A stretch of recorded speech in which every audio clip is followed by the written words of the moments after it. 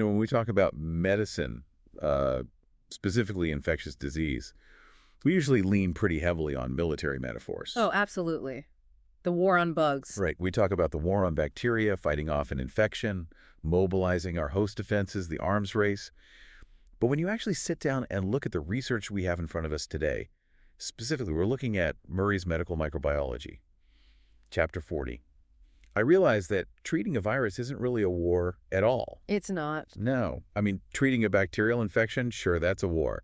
You have an enemy army on the field. They look different than you. They wear different uniforms. Because they have cell walls and different ribosomes. Exactly. So you can just carpet bomb the battlefield with penicillin and you're fine. But viruses are different. Dealing with a virus feels less like a war and more like a hostage situation. That is a surprisingly accurate way to put it. Well, think about it. We're looking at these papers, and the fundamental definition of a virus is an obligate intracellular parasite. That's the fancy textbook term Murray uses. But what it really means for you listening is that the bad guy is holding a gun to the head of our own cells. Or, even worse, the bad guy is actually hiding inside our own cells, wearing our clothes, using our furniture, eating our food. And that is exactly why antiviral therapy is so much harder and historically has been so much slower to develop than antibiotics. That is the fundamental paradox we're diving into today. Because how do you kill the hijacker without blowing up the plane? Exactly. How do you kill something that is hijacking your own machinery without breaking the machinery itself? And the magic word for that, for this entire deep dive, really is selectivity. Selectivity. Yes. If penicillin is a sledgehammer that smashes bacteria because they have a cell wall and we don't, an antiviral drug has to be a scalpel, a molecular scalpel. It has to be incredibly precise. So today, we're going to try to understand how that scalpel works. We're looking at Murray Chapter 40 as our primary roadmap, and we're also cross-referencing it with Jewett's Chapter 30 to understand the scope of the problem. Because it's a massive problem. It really is. Yeah. So we're going to trace the life cycle of a virus from the moment it knocks on the door to the moment it leaves to infect someone else. And we're going to see how pharmacology tries to trip it up at every single step. It's really a game of host-pathogen chess. I like that image. Host-pathogen chess. Yeah, the virus makes a move, say it tries to pick the lock of your cell. We have to design a drug that blocks that specific tumbler in the lock. Then the virus mutates, it changes the key, and we have to design a new block. It's a constant high-stakes back and forth. But before we even get to the drugs, the pieces on this chessboard, I think we need to understand the board itself. Because you flagged something in Jewett's Chapter 30 called the iceberg concept. I did, yes. And this seems really important because often when you or I think of infection, we think of the guy coughing in the elevator. Right, and that is the trap. The iceberg concept is crucial context for anyone going into medicine. If you want to understand why we can't just cure viruses out of existence, you have to understand the iceberg. So give me the rundown on the iceberg. Okay, so when you see a patient who is sick, fever, cough, rash, whatever, that is just the tip of the iceberg. That is the clinical disease. But for almost every viral infection, for every one person who is visibly sick, there is a massive base of the iceberg completely underwater. The people who feel fine. Exactly. Yeah. People who are infected, the virus is replicating, they're actively shedding it and spreading it to others, but they feel absolutely fine. Subclinical infections. The silent spreaders. I mean, we saw this vividly with COVID, obviously, but it applies to almost everything. Oh, absolutely. Polio is the classic textbook example here. Most people who contracted polio just had a mild gut infection. They didn't even know they had it. Only a tiny, tiny fraction got the devastating paralysis. Wow. But from a control standpoint, this is a nightmare. You can quarantine the sick people all you want, but if 80% of the iceberg is invisible, the virus just keeps moving through the population. So the drugs we are talking about today, these aren't just for the people at the tip of the iceberg. I mean, ideally, we want to stop the replication everywhere. But practically, we are usually only treating the sickest patients. And trying to prevent the spread. That's the infection control part of our deep dive title today. Okay, let's get into that life cycle. I want to visualize this. So imagine I'm a virus. I'm floating around in the bloodstream. I'm just a little ball of protein and genetic material. I don't have legs. I don't have a brain. What is my first move? Your first move is attachment. You have to find a home. Remember, a virus is completely lifeless outside of a host cell. It's just inert dust. It needs to dock. So I need a door handle. You need a specific receptor. And this brings us to the very first line of defense, the fortress gate. If we can stop the virus from grabbing the handle, The game is over before it even starts. And the oldest way we do this isn't even a drug we invented, right? Yeah. It's something our own body makes. Antibodies. Specifically, neutralizing antibodies. Now, I've always been a bit fuzzy on the exact mechanics here. I know antibodies are the good guys, and I know vaccines make them. But what are they actually doing at this specific stage? Are they like Pac-Man eating the virus? No, nothing that violent yet. The eating comes later with macrophages. Right now, at the entry stage, imagine the virus has a key, a viral attachment protein on its surface, and your cell has a lock. Okay, a key and a lock. A neutralizing antibody is basically a giant piece of gum. Gum. Sticky biological gum. It floats around in your blood, finds that key on the virus, and just gums it up. It binds directly to the viral attachment protein. Oh, I see. So now the virus floats up to the cell, tries to stick that key into the receptor, but it doesn't fit anymore. The key is covered in a big wad of goo. So it's steric hindrance, it's just physically getting in the way? Precisely. Murray describes this as the primary protection induced by most vaccines. When we give you a flu shot, we are training your immune system to produce this gum in advance, so that when the real flu shows up, its keys are instantly rendered useless. But here's the problem for a doctor. That's great for prevention. But if a patient is already sick, their body might be too slow at making the gum. Can we give this as a treatment? We can, actually. We call it passive immunization. Like giving them someone else's gum? Basically. You see this with things like hepatitis A or rabies. If you get bit by a rabid dog, we don't wait for your body to learn how to fight it. You don't have time. We inject you with pre-made human rabies immune globulin. We flood the system with gum immediately. Okay, so that's the natural approach. But pharmacology has gotten a lot fancier than just throwing gum at the lock. We have drugs now that don't target the virus at all. They target us. This is where it gets really clever. These are the receptor antagonists. The bodyguards. In a way, yes. Let's look at HIV. This is the classic example Murray uses for this mechanism. Okay, walk me through the HIV entry. Because it's not just a single key and a single lock, right? I recall there being a handshake involved. Yeah, it's more like a two-step verification security system. First, the HIV virus grabs onto the main receptor on your T cells, which is CD4. Most people have heard of CD4. Right, the CD4 count. Exactly. But grabbing CD4 isn't enough to open the door, it just anchors the virus. To actually trigger entry, the virus needs to grab a second handle nearby, a co-receptor. And this is where the famous CCR5 comes in. You got it. CCR5 is a chemokine receptor on the human cell. It acts as the second handle for the virus. I remember reading about the Berlin patient years ago. Isn't there a group of people who are just naturally immune to HIV because of something with this receptor? Yes. It's a fascinating quirk of genetics. About 1% of Caucasians have a genetic mutation called the Delta 32 mutation. They are quite literally missing the CCR5 handle entirely on their cells. So HIV grabs the CD4 anchor, reaches over for the second handle. And grabs thin air. It can't complete the handshake. And because it can't get in. That person is essentially immune to what we call R5 tropic HIV. That's incredible. So scientists looked at that and thought, wait a minute. These people without CCR5 are walking around totally healthy. They don't seem to miss it. What if we just chemically block that handle for everyone else who does have it? Enter the drug Marviroc. Exactly. Marviroc is a drug that binds to your CCR5 receptor. It doesn't touch the HIV virus at all. It just stands in front of the door handle. It's like putting duct tape over the keyhole or a bouncer standing in front of the side door. And because it's targeting a human host structure, not the virus, you might think it's a lot harder for the virus to mutate around it. Might think. I hear a catch coming. Well, HIV is the ultimate shapeshifter. Some strains of HIV can just switch to using a completely different co-receptor called CXCR4. Oh, of course they can. So before you ever prescribe Marviroc, you actually have to run a specific test on the patient's virus to make sure it's the kind that exclusively uses CCR5. If the virus uses the other door, the CXCR4 door, the drug is completely useless. That makes sense. It's high-precision warfare. You have to know exactly which door the enemy is trying to use. Right. Okay, so we've tried gumming up the virus. We've tried taping over the lock. But let's say the virus is persistent. It attaches. It completes the handshake. It's sitting right there on the surface of the cell. Now it has to physically get inside. This is the fusion step. And this is specific to what we call enveloped viruses. Viruses like HIV, herpes, influenza that are wrapped in a membrane made of lipid, made of fat. just like our own cells. So to get in, they don't have to drill a hole. They just sort of merge. They merge the two lipid bubbles into one. But that merger doesn't just happen randomly. It requires a massive amount of energy to force two membranes together.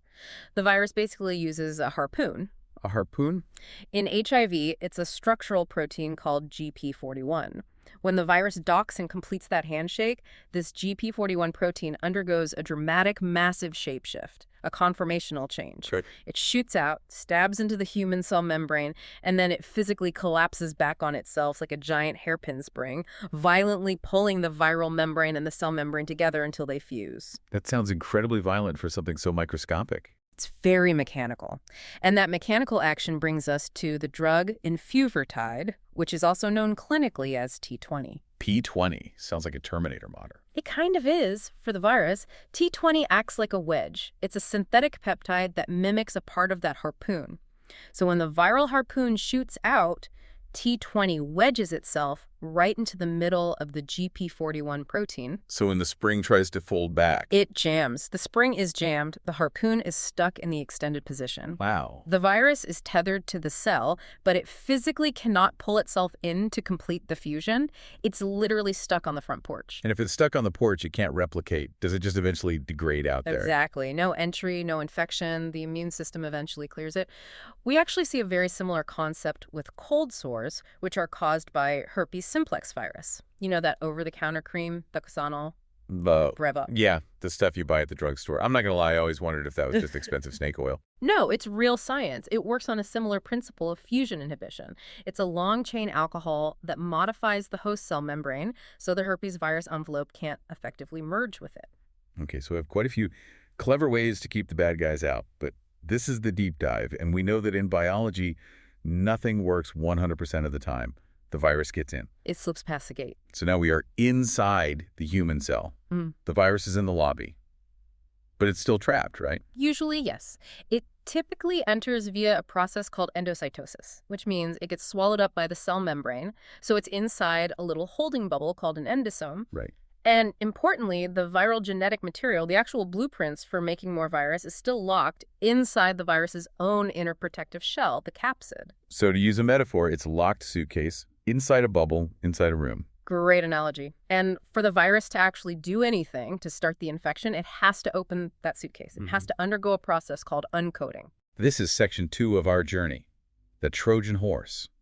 Because the cell thinks it just brought in something harmless to digest, but the soldiers are inside waiting to get out. And the way they get out is, honestly, it's one of the coolest mechanisms in all of microbiology. Let's talk about the flu, influenza A. Okay, so the flu virus is trapped in this endosome bubble. How on earth does it get the suitcase open from the inside? It actually tricks the host cell into doing it. See, the cell wants to digest whatever is in that bubble, so it starts actively pumping acid into the endosome. It lowers the pH. The cell is trying to destroy the virus with a bath of acid. Right, it's standard cellular housekeeping. But influenza A evolved over millions of years to use that exact acid bath as a signal. It has a tiny specific channel on its surface called the M2 protein. M2. This is the key protein here for students to remember. It is high yield. The M2 protein is a proton channel. It literally acts as a funnel that lets those acidic protons flow from the endosome directly into the inside of the virus particle itself. Wait, why would the virus want to fill itself with acid? Wouldn't that destroy its own blueprints? You'd think so. But inside the virus, the RNA genome and the core proteins are packed incredibly tight, held together by very specific chemical interactions. The acid acts like a solvent. As the pH inside the virus drops, it disrupts those bonds, specifically the bonds between the M1 matrix protein and the nucleocapsid. So the acid flows in, the internal locks melt away, and the capsid just falls apart. Exactly. The suitcase springs open, and once the capsid falls apart, the viral RNA is free to shoot out of the endosome, travel into the host cell nucleus, and start the total takeover. So if the M2 channel is the hole that lets the acid in, I'm guessing our pharmacological strategy is to try to plug the hole. That is exactly what the drugs amantadine and ramantadine do. Right. They are these bulky, hydrophobic amine molecules that fit perfectly physically inside the M2 channel. Like a cork. Like a cork in a wine bottle. The cell pumps acid around the virus all day long, but the inside of the virus stays completely dry and neutral. The suitcase never opens. The virus just sits there, fully intact and useless until the cell eventually actually destroys it. That is incredibly elegant, like welding the Trojan horse shut with the soldier still sweating inside. It is elegant, but there's a catch. There's always a catch when you're dealing with the flu. Let me guess. It doesn't work anymore. Almost never, for two major reasons. One, the virus simply mutated the M2 channel. It changed the physical shape of the hole just enough so the cork doesn't fit anymore. Classic resistance. Rampant resistance. In fact, the CDC doesn't even recommend amantadine or rimantadine for flea treatment anymore because resistance is so widespread globally. But the second reason is a classic trick question on medical board exams, and it's vital to understand. Let's say you have a patient who comes in with influenza B. Flu B. Okay. You give them amantadine. Why doesn't it work? Well, I'm assuming Flu B doesn't have the same lock. Flu B doesn't have an M2 protein at all. At all. Not at all. It uses a completely different, unrelated mechanism for its uncoating step. So amantadine is chemically useless against Flu B. It's a drug looking for a target that simply doesn't exist. So if you don't know exactly which strain of flu your patient has, you're totally gambling. Exactly. Which is why understanding the specific structural biology of the virus is so deeply tied to whether a drug will work. Okay, Murray mentions another group here in the uncoating section, the picornaviruses. These are the tiny ones, right? Like rhinovirus, the common cold, polio. Right, picornaviruses. Pico meaning small, RNA meaning their genome. Now, these are naked viruses. They don't have that lipid envelope we talked about with HIV or flu. They just look like a microscopic soccer ball made entirely of interlocking protein tiles. And how do we keep the soccer ball from breaking open? Well, if you look really closely at the surface of this protein soccer ball, there are deep canyons or clefts between the protein tiles. And to open up and release the RNA into the cell, the virus structure has to physically flex. The tiles have to shift apart. Okay, so it needs flexibility. So scientists develop drugs, things like plecanaril or araldone, that are specifically shaped to fit right down into those canyons. They park in the canyon. They park in the canyon and they act like a shim. They stabilize the overall structure. They make the protein soccer ball far too rigid. Can't flex. The tiles can't shift, so it simply can't open. Super gluing the suitcase. Precisely. If you can keep the genome permanently locked inside the capsid, the virus is completely inert. It's harmless. All right, so we've looked at blocking the front door and we've looked at jamming the lock on the suitcase. But let's be real. In a severe active infection, millions of viruses are getting through these preliminary defenses. The suitcase opens, the genome gets out, the blueprints are laid out on the table. And now the factory really starts up. This is the main event, genome replication, section 3 of our roadmap. This is where the heavy artillery comes in. If you look at the antiviral drugs prescribed on the market today, herpes drugs, HIV drugs, hepatitis drugs, the vast majority of them work right here. They sabotage the copy machine. But this goes right back to your paradox from the beginning. We have copy machines too. My human cells are constantly replicating DNA to make new cells. If we throw a giant wrench into the viral copier, how do we make absolutely sure we don't break our own? That is the trillion-dollar question in pharmacology, and the answer lies in the fact that viruses are, well, they're sloppy. Sloppy. They are impatient. Our human DNA polymerases, the enzymes that carefully build our DNA strands, they are perfectionists. They constantly check their own work. They have proofreading ability. They are very, very picky about which building blocks they use. They have incredibly high fidelity. Right. Viral polymerases, they just want to build as fast as possible before the immune system catches them. They just grab whatever brick is closest and slap it on the wall. And we can exploit that greed. We can feed them fake bricks. Fake bricks, I love that. Let's break this down. Subsection A. Nucleoside analogs. This is the biggest single class of antiviral drugs, right? Yes, without a doubt. Okay, so imagine you're building a brick wall. That wall is your new DNA strand.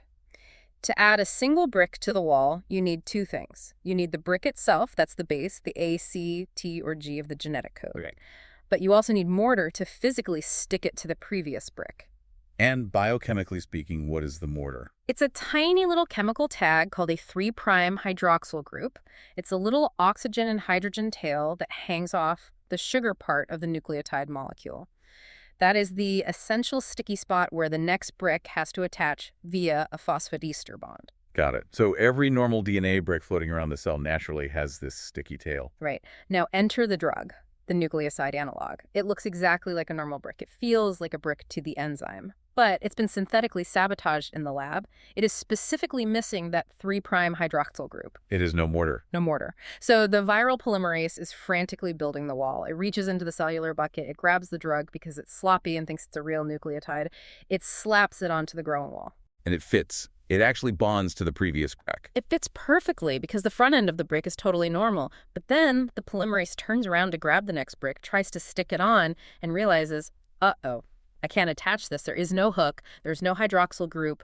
The wall literally ends. Chain termination. Chain termination. The replication stops dead in its tracks. The viral genome is incomplete and therefore useless. And our human polymerases, they don't fall for this fake brick trick. They are much, much better at spotting the fake. A human polymerase looks at that drug and says, wait a minute, this is missing the hydroxyl group at the 3' end. I'm not using that garbage. And it throws it away and waits for a real one. That is remarkably clever. The virus kills its own replication because it lacks quality control. But I see a note here in Murray that says these nucleoside analogs are pro-drugs, meaning they aren't actually active when you swallow the pill. No, they're not. And this is a critical point for anyone taking a pharmacology exam, or really anyone who just wants to understand why these drugs are generally so safe. Walk me through the cyclover model, because this is the absolute gold standard for treating herpes simplex and varicella zoster, the virus that causes chickenpox and shingles. It is the poster child for this mechanism. So a cyclover is a fake guanosine brick. But when you swallow the acyclovir pill, it's chemically inert. It's just floating around in your blood. To become a dangerous brick that can actually be used in the wall, it needs to be activated inside the cell. It needs to have phosphate groups added to it. Phosphorylation. Right. It needs 3 phosphates added. Think of them as 3 required stamps of approval before it can go to the construction site. Okay, 3 stamps. Now, here is the sheer beauty of a cyclover. The very first stamp, the first phosphate, our human cellular enzyme simply refused to give it. Our body looks at a cyclover and says, I don't recognize this molecule. I'm not stamping it. Right. So in a normal, healthy, uninfected cell, a cyclover just stays unstamped, inactive. So it does absolutely nothing to healthy tissue. Nothing. It's harmless. It just eventually gets excreted. But the herpes virus carries its own specific enzyme, a viral thymidine kinase. And remember what we said about viruses. No sloppy, not picky. Not at all. The viral thymidine kinase sees the acyclover floating by and says, hey, that looks close enough to guanosine to me. And it stamps it. It adds that crucial first phosphate. It activates the very poison intended to kill it. It is quite literally cellular suicide, because once the virus puts that first stamp on, your human cellular enzymes say, oh, well, if it's already got 1 stamp, I guess it's legit. And the human enzymes add the second and the third phosphate. And now it's a fully loaded weapon. Now it is a cyclover triphosphate. And the viral polymerase grabs it, puts it in the wall, and boom, chain termination. That is just, it's double selectivity. It only gets turned on in infected cells because it strictly requires the viral kinase and DAD. It jams the viral copier much more effectively than the human one. Exactly. Yeah. That is precisely why a patient can take a cyclover and not have their hair fall out or have their stomach lining slough or their bone marrow stop working. It's incredibly safe because it absolutely requires the virus's own cooperation to work. But evolution is a chess match, like we said. You mentioned resistance happens everywhere. How does herpes beat a drug that relies on the virus's own enzyme? It's brilliantly simple. It just deletes the thymidine kinase. It just gets rid of the enzyme entirely. Yes. We call these strains TK-negative mutants. The virus essentially realizes, hey, this kinase enzyme is getting me killed by activating this drug, so it just stops making it. And without the viral kinase, a cyclover can never get that first stamp, so it just floats right past the virus, completely useless. That's terrifyingly smart. Now, before we move on to the next drug, I saw valacyclover on the drug list in the text. Is that a different mechanism, or is that just a cyclover wearing a fancy hat? It's basically a cyclover with a fancy delivery hat. A cyclover itself has pretty poor oral bioavailability. It's hard for the gut to absorb it into the bloodstream. Valacyclover is what we call an esterified version. It has a little amino acid valine attached to it. Your gut absorbs that valine-tagged version incredibly easily. And then once it's in the blood, enzymes in your liver just chop off the extra bit to turn it right back into pure acyclover. Nice. It's purely a delivery vehicle to reduce pill burden. Instead of taking acyclover 5 times a day, you can take valacyclover twice a day. Okay, so acyclover is the nice, safe, targeted drug. But what if we have a virus in the herpes family that doesn't natively have a thymidine kinase? like CMV, cytomegalovirus. CMV is definitely the problem child of the herpes family. It naturally lacks that specific thymidine kinase enzyme. So acyclovir doesn't work well at all. I can't get the first stamp. So what do we use for CMV? We use a closely related drug called ganciclovir. Now, CMV doesn't have thymidine kinase, but it does have a different specific gene product called UL97. UL97. Right, it's a different protein kinase. Mm. And UL97 is capable of phosphorylating ganciclovir. So it works basically the exact same way as acyclovir, just using a different enzyme to get the first stamp. Mechanism-wise, yes. Once it gets the 3 stamps, it causes chain termination in the viral DNA. But, and this is a huge but, ganciclovir is inherently not as selective as acyclovir. Meaning our human cells are more likely to mistake it for a real brick, too. Exactly. Our host polymerases are a little more willing to accidentally pick up activated ganciclovir and try to put it into human DNA. So we're going to see more collateral damage, more side effects. Much more. And the big one to remember for the boards is bone marrow toxicity, neutropenia, where your white blood cell count drops, and anemia. Because the bone marrow cells are constantly replicating their DNA, so they're the most vulnerable to taking up the fake bricks. Precisely. It suppresses your own cell division. That's why we reserve ganciclovir for very serious sight-threatening or life-threatening infections like CMV retinitis in AIDS patients or transplant recipients. You would absolutely never give ganciclovir for a simple cold sore. The risk profile is too high. Got it. Acyclovir equals safe and targeted. Ganciclovir equals bone marrow toxicity. Now, what if you have one of those resistant herpes strains? A TK-negative strain that purposefully deleted its thymidine kinase so it's immune to acyclovir. Well, if the fundamental problem is the first step, getting that first phosphate stamp from the virus, can we just skip that step entirely? Can we give a drug that already has the stamp on it from the factory? Precisely. That brings us to subsection D, nucleotide analogs. Note the T, and specifically the drug cidofovir. What's special about cidofovir? It's a nucleotide, not a nucleoside. That single letter change means it already comes with a phosphate group chemically attached to it. It's a phosphonate. It's pre-activated. So it completely bypasses the viral gatekeeper, doesn't need the viral enzyme to do anything. Exactly. It bypasses the need for the viral thymidine kinase, so it works perfectly on those sneaky TK-negative resistant strains. That sounds incredibly useful. Why don't we just use cidofovir all the time from the start? Because if it doesn't need the viral enzyme to get activated, it can be taken up and fully activated in any cell in your body, healthy or infected. Right. It's highly toxic. And specifically, it is highly nephrotoxic. It can severely damage the kidneys. We have to give it with extreme caution, usually alongside aggressive IV hydration and another drug called probenecid, just to protect the kidneys. There is always a massive trade-off in pharmacology. Okay, let's look at subsection E. We've been talking all about fake bricks. What about a drug that doesn't look like a brick at all? This is foscarnet. Foscarnet. It is a non-nucleoside polymerase inhibitor. It doesn't look like A, C, T, or G. It doesn't look like a building block. Chemically, it looks like pyrophosphate. Pyrophosphate. That's the little molecular spark that flies off when two normal bricks are successfully connected together. Right. Exactly right. When a polymerase enzyme connects an incoming nucleotide to the growing DNA chain, it cleaves off a pyrophosphate molecule to release energy for the bond. Foscarnet mimics that leaving group. It binds directly to the back of the polymerase enzyme right at the pyrophosphate binding site.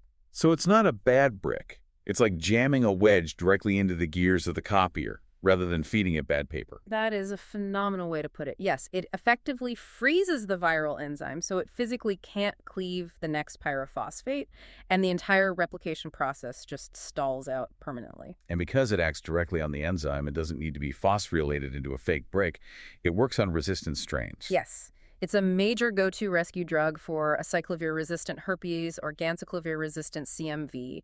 But again, we hit the wall of toxicity. What's the specific catch with foscarnet?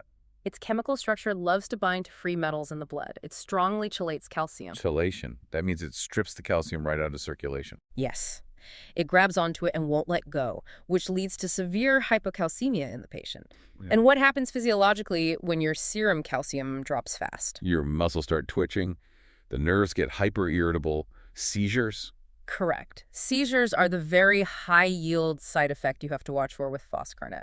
Okay, we've covered the DNA viruses pretty extensively here. But we can't ignore the RNA viruses. We mentioned influenza earlier, but what about hepatitis C? They use RNA polymerases, right? They do. The general concept is very similar, target the unique viral polymerase, but with RNA viruses, we have another really wild trick in the bag. A drug called ribavirin. Ribavirin. Now, this is a guanosine analog, too, isn't it? Like a cyclovir. It is structurally related, yes, but it acts quite differently. It doesn't just stop the chain in its tracks. It promotes something called hypermutation. Hypermutation. That sounds chaotic. It is absolute genetic chaos. It forces the viral RNA polymerase to make a massive number of errors during copying. It's like replacing every fourth letter in a textbook with a completely random symbol. It introduces so many fatal mutations that the newly formed viral genome essentially collapses under the weight of its own mistakes. I think Murray calls that error catastrophe. Error catastrophe, yes, that's the scientific term. The genetic information becomes total gibberish, and the virus population crashes. Ribavirin also acts by depleting the host cell's native supply of guanine, literally starving the virus of the real bricks it needs. That is fascinating. Using the virus's own replication speed to destroy its integrity. We also have newer drugs, right? Like sofosbuvir for hepatitis C. That's a very precise chain terminator, specifically for the HCV RNA polymerase. And that drug basically cured hep C, right? It completely revolutionized hepatology. Before sofosbuvir, the standard treatment was injecting interferon for months, which was frankly miserable for the patient. Now it's a pill course that literally cures the infection by specifically jamming the HCV copier. And briefly, baloxavir for the flu. That's a relatively newer one that pops up. Baloxavir is a really interesting mechanism. It inhibits a process called cap snatching. Cap snatching. Yeah. Influenza is a thief. To make its own messenger RNA readable by the human host ribosome, the viral mRNA needs a specific chemical cap on the end, a start signal. But the flu virus doesn't make its own caps. It literally uses an endonuclease enzyme to slice the caps off of the host's normal messenger RNAs and steals them. Baloxavir specifically stops that theft. Sneaky little thieves. Ah. Okay, let's keep moving through the life cycle. We've stopped entry, we've jammed the copier with fake bricks and wedges. But let's say some viruses manage to successfully replicate their genomes and make all the raw protein parts. Now they have to put the pieces together. Section 4, the factory floor. This brings us to protein synthesis and assembly. Now, generally speaking, viruses use our own human ribosomes to make their proteins. So we can't just poison the ribosomes to stop them. Right, because that would kill our cells too. Exactly. But we have two main angles of attack here. First, let's look at the host's own internal alarm system, interferons. Interferons.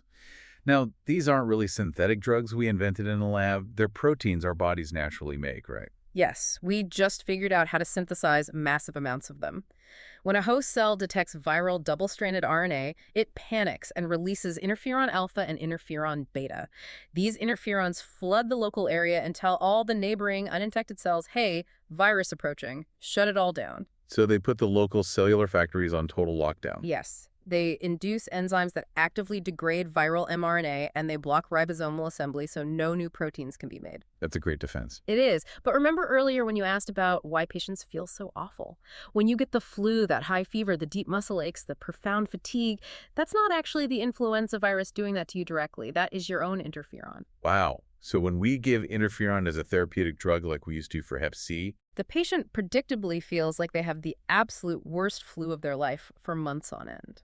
Severe depression, fever, myalgia, bone marrow suppression. That's exactly why we try to avoid using interferon now if we have better targeted options like sofosbuvir. Okay, so that's the broad, blunt instrument approach to the factory floor. Now, the second angle is much more specific. Protease inhibitors. The scissors. Right, the molecular scissors. Think about viruses like HIV or hepatitis C.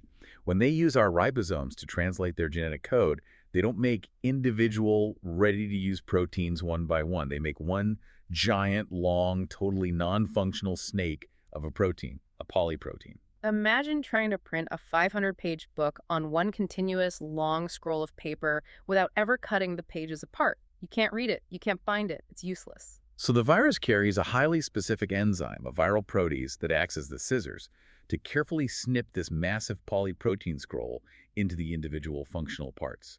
The capsid, the polymerase, the integrase. And if you don't cut it, the virus absolutely cannot mature into an infectious particle. So the drug jams the scissors. Precisely. These are the drugs ending in the suffix -navir, ritonavir, indinavir, darunavir. I always tell students to remember, navir stands for no virus. Navir, no virus. I like that. These drug molecules are synthetically designed to fit perfectly right into the active binding site of the viral protease enzyme. The scissors try to cut the polyprotein, but the blade gets completely stuck on the drug. And what's the result? The virus particle still physically forms and buds out of the cell, but it remains permanently immature.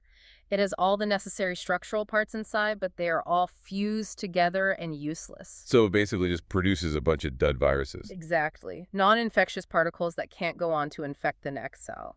This mechanism was the absolute game changer for HIV treatment in the mid-90s. The famous AIDS cocktail. You combine a copier jammer, a nucleoside analog like AZT, with a scissor jammer, a protease inhibitor, and the virus suddenly has nowhere left to turn. Because it's too hard for the virus to simultaneously mutate its polymerase and its protease without destroying its own fitness. Exactly. Combination therapy is the bedrock of treating chronic viruses. Okay, section 5. The exit strategy. The virus is fully made, it's assembled, it's infectious, and now it needs to leave the host cell to go infect the next person. This brings us right back to influenza. The neuraminidase inhibitors. Right. We talked earlier about hemagglutinin, or HA, being the key that the flu uses to get into the cell. It binds to sialic acid receptors on the human respiratory tract. But when the newly formed baby viruses bud out of the top of the cell, they have a major physical problem. That hemagglutinin protein is still very sticky. It immediately grabs onto the sialic acid right there on the mother cell surface. As the baby virus is born, it's outside, but it's physically stuck to the cell that just made it. It's tethered. It can't float away. It needs a biological machete to cut that tether. And that machete is the viral enzyme neuraminidase. It specifically cleaves the sialic acid, releasing the new virion. Freeing the virus to spread. Yes. So drugs like oseltamivir, which most people know as Tamiflu, and zanamivir, are neuraminidase inhibitors. They dull the machete. They bind to the enzyme so it can't cut the tether, so the virus just clumps up on the outside of the cell surface. Exactly. You get these massive, useless clumps of virus stuck to the dying cell. It completely halts the spread to adjacent healthy tissue, and then the immune system can just come by and mop up the stationary targets. But timing is everything with these drugs, isn't it? I know with Tamiflu, every doctor says you have to take it early. A crucial clinical point. You generally have to give these within 48 hours of symptom onset. If a patient comes in on day 4 of the flu, the virus has already peaked. It's already successfully spread to millions of respiratory cells. Locking the barn door after the horse is bolted just doesn't help. Right. The drug stops new release, but if maximum release has already occurred, you're not going to change the clinical course of the disease much. Okay, we have traced the entire cellular life cycle. Entry, uncoating, replication, assembly, and release. But there is one more vital layer to this deep dive that we pulled from Joet's. Section 6. Infection control. The moat around the castle. Because logically, the absolute best way to treat a viral infection is to ensure the patient never gets exposed to it in the first place. Let's talk disinfection. Because Murray makes a really big point about how a virus's physical structure determines its survival outside the host. This is a fundamental concept that often confuses students. They think enveloped viruses with a lipid coat like HIV, influenza, herpes, or Ebola, they sound complicated and scary, so they must be incredibly hard to kill on surfaces, right? Yeah, that's the natural assumption. But it's exactly the opposite. It is entirely the opposite. The envelope is made of lipid. It's essentially a delicate layer of fat and what easily dissolves fat in your kitchen. So, detergents, alcohol. Exactly. Enveloped viruses are structurally wimpy outside the human body. Yeah. You can completely destroy HIV or influenza on a countertop with simple soap and water or basic hand sanitizer. The lipid envelope instantly dissolves, the viral attachment spikes fall off, and the virus is dead. But the other group, the naked capsid viruses, things like norovirus, polio, hepatitis A, rhinovirus, they don't have that delicate lipid layer at all. They just have a densely packed, incredibly tough outer protein shell. the protein tank. Soap just slides right off a protein tank. Alcohol doesn't denature it effectively. Acid doesn't even bother them, remember? Norovirus and polio routinely survive the harsh bath of human stomach acid just to infect your gut. So how do you kill them on a surface? To kill naked viruses, you need the heavy, heavy artillery. Bleach, chlorine solutions, formaldehyde, or autoclaving, which is extreme heat and pressure. This is exactly why norovirus outbreaks on cruise ships or in nursing homes are such an absolute nightmare to contain. Everyone is using alcohol hand sanitizer, thinking they're safe, and it's doing basically nothing to the virus. Exactly. You have to physically wash the virus down the sink with vigorous mechanical scrubbing, or you have to use a strong bleach solution on the surfaces. Structural biology directly dictates your infection control strategy. And finally, vaccines. We can't do a thorough deep dive on infection control without briefly mentioning the two big categories of vaccines outlined in Jaweds: live attenuated versus killed. Briefly, yes. Live attenuated vaccines, these are things like the MMR vaccine, chickenpox, or the oral Sabin polio drops. These are essentially a deliberately weakened version of the real fight. The virus is alive, and it actually replicates a little bit inside your body. So because it actually infects you mildly, you get a much stronger immune response. You get a phenomenally better, broader response. You typically get lifelong cell-mediated immunity. And importantly, for viruses that enter through the mucosa, you generate an IgA antibody response, a mucosal shield right there in your nose and gut where the virus tries to enter. But because it's alive, there is a risk. Yes, it is alive. Yeah. So in a severely immunocompromised person, even this reckoned strain can sometimes replicate out of control and cause actual disease. And very, very rarely, the attenuated virus can mutate and revert back to its full wild-type virulence. Right. Contrast that with the killed or inactivated vaccines. Like the standard injected flu shot, the Salk polio injection, or the hepatitis A vaccine. It's dead. The virus is chemically inactivated. It is fundamentally safer. You can give it to pregnant women. You can give it to immunocompromised patients without fear of it causing the disease. But the trade-off is the immunity is weaker. It is.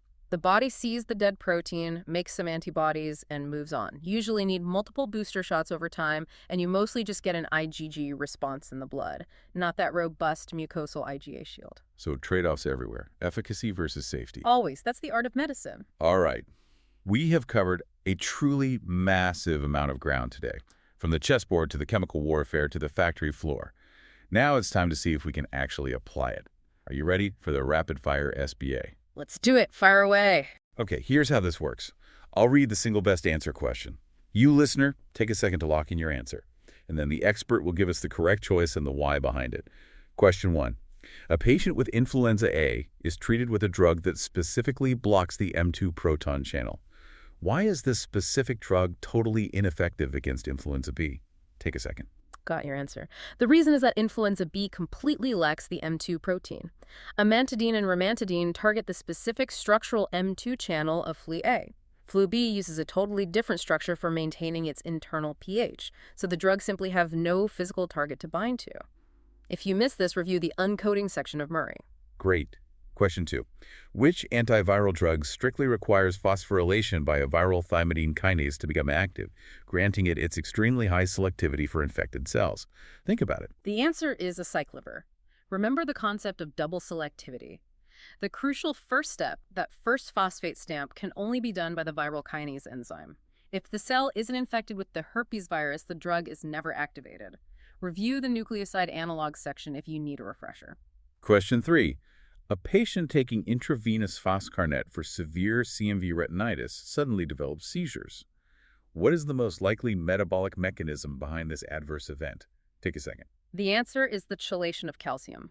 Foscarnet is chemically a pyrophosphate analog. Because of its structure, it readily binds to divalent cations in the blood, specifically calcium. This rapid drop in serum calcium hypocalcemia directly destabilizes nerve cell membranes and leads to seizures. Excellent. Question 4.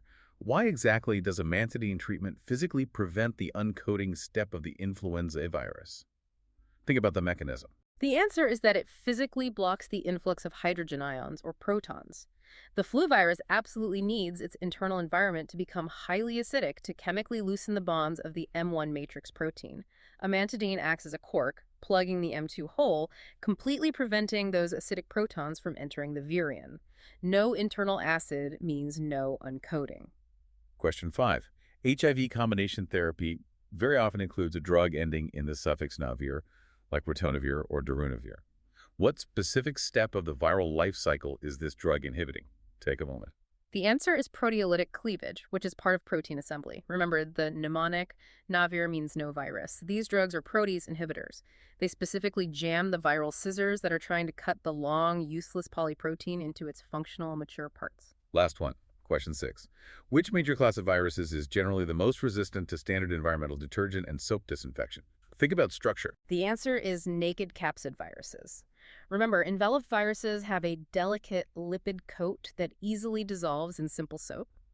Naked viruses, like norovirus or polio, lack this lipid layer and instead have a very tough, tightly packed protein shell that easily resists soap, alcohol, and mild acids.